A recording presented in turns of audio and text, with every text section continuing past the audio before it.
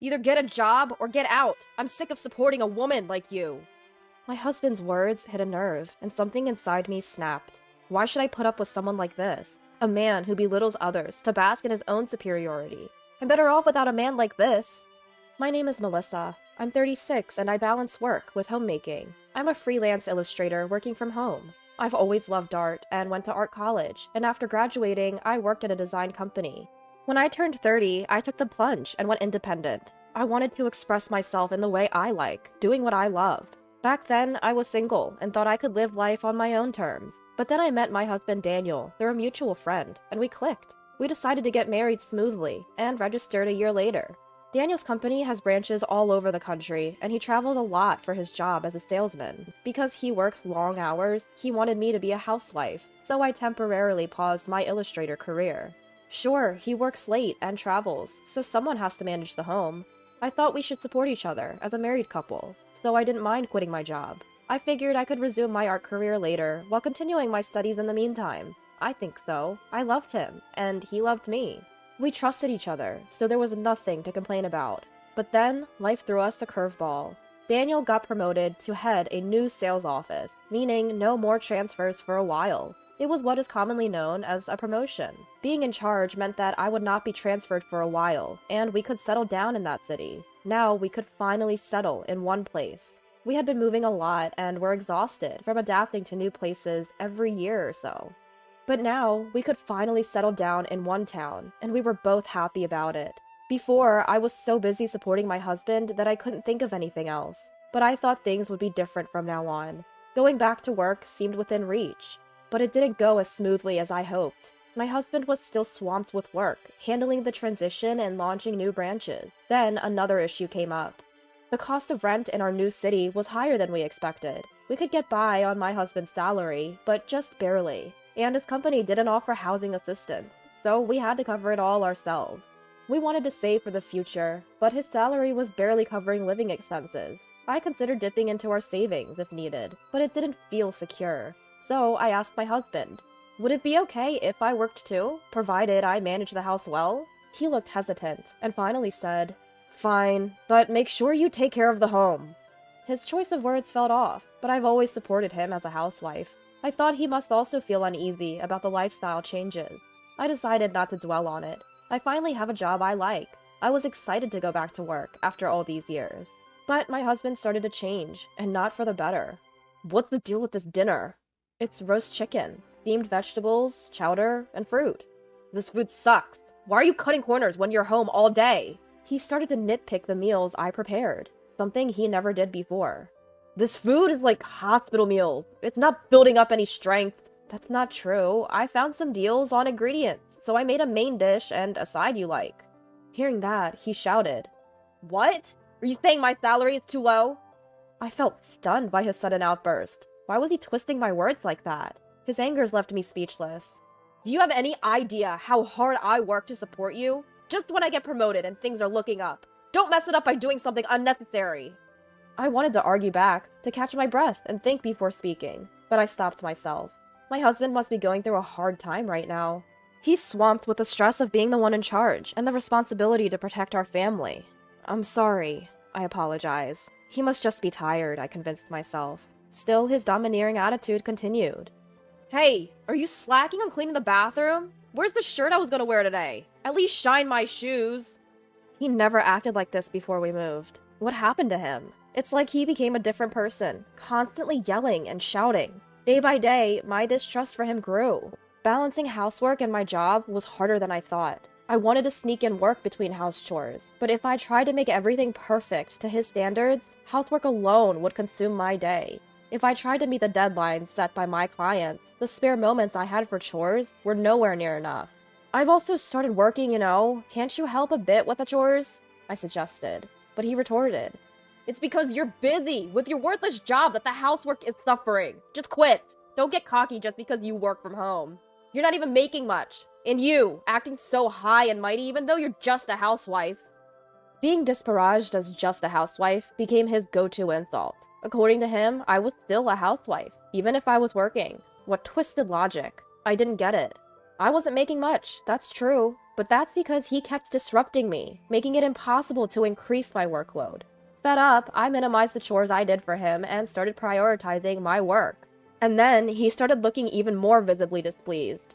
The rift between us continued to grow. Then one day, while cleaning the room, I stumbled upon his pay stub.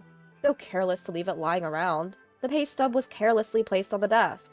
I was somewhat curious and picked it up. I knew his salary, of course, but I had never seen the pay stub before.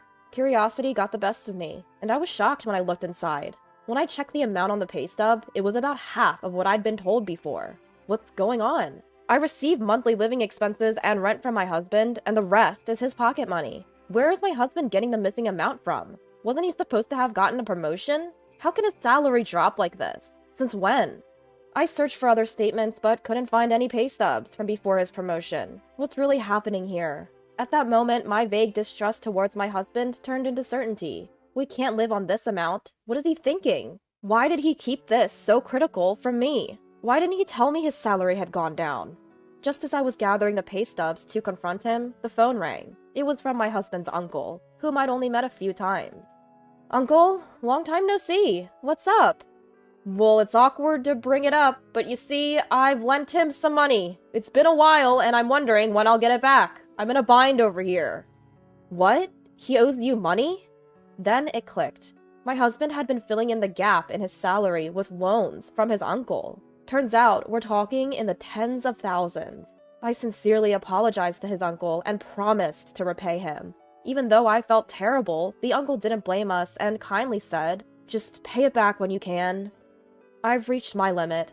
That night, I didn't mention the debts or the pay stubs, but my anger towards my husband slowly and steadily rose. He's belittled me for being a housewife, exploited me around the house, and even interfered with my work. That night was no different. He continued to berate me. "When will you ever get good at household chores? The food's terrible. The entryway's a mess. What have you been doing at home? Another useless job, I bet. Being a housewife must be easy." Doesn't he realize his words contradict themselves? I cook and clean just like anyone else. If you're not happy, then why don't you do it? You've been coming home on time lately. You can handle it. When I pushed back, my husband slammed his fist on the table. "You! When did you become such a mouthy woman? Don't get carried away, you waste of money! Do you even know who's providing for you?" I didn't back down. What's so mouthy about standing up for myself? I'm doing my part. What about you? I glared at him. I don't have to put up with this man anymore. Whatever he says, I don't care anymore. I spoke my mind. He didn't back down either. "You pretend to be working around the house, but never actually do. Start earning, then talk." I thought the same could be said for him, but I remained silent. "Should have never married you. What a money pit you've turned out to be. You keep saying we don't have money, so why don't you earn some? If you're not going to work, get out. I'm tired of supporting a woman like you." He looked at me triumphantly. It sent a shiver down my spine. He must have thought I'd apologize, but I was ready. "Fine, I'll leave." I grabbed my already packed bags and started to head out. "You can't do anything on your own anyway." "Why do you think that?" I gave him a cold look. "By the way, I'm leaving this. I've already filled it out."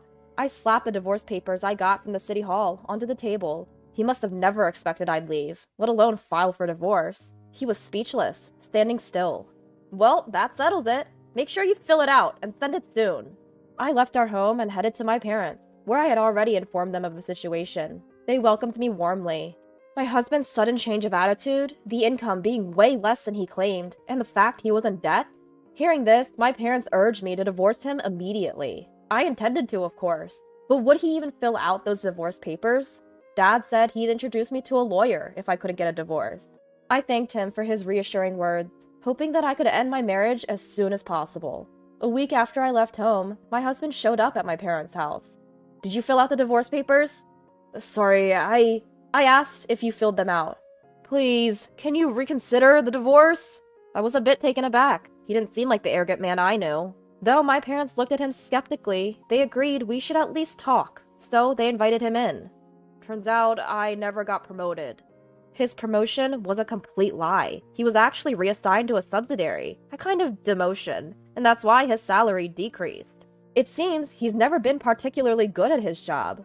I had sensed he wasn't too competent, but I had no idea it was this bad. Apparently, his transfers and job changes had always been a result of his inability to work well, making him the office's hot potato. Now, he was stuck in an insignificant department in the subsidiary, a place from which promotions were virtually impossible, and where people often got pushed out. My husband always had high pride. I guess that's why he couldn't tell me the truth and pretended to get a promotion. After losing his standing at work, he started to inflate his ego at home, believing he was superior because he was providing for a housewife like you. He would belittle me and sabotage my work just to sustain his pride. I took your absence to realize that you were earning quite a bit. Before leaving, I deliberately left a copy of my bank statement in his room. Though I earned less than he did, it was still a substantial amount to support our living. I realized I need you. I can't even afford the rent on my own. I think we can make it work if we combine our strengths again. So let's give it another try. I want to spend my life with you. I won't make you suffer anymore. Tears formed in his eyes. Feeling completely indifferent, I brushed him off. If you can't afford the rent, then just move. You can find cheaper places if you're alone. And what about your uncle's debt? You have to pay it back, right?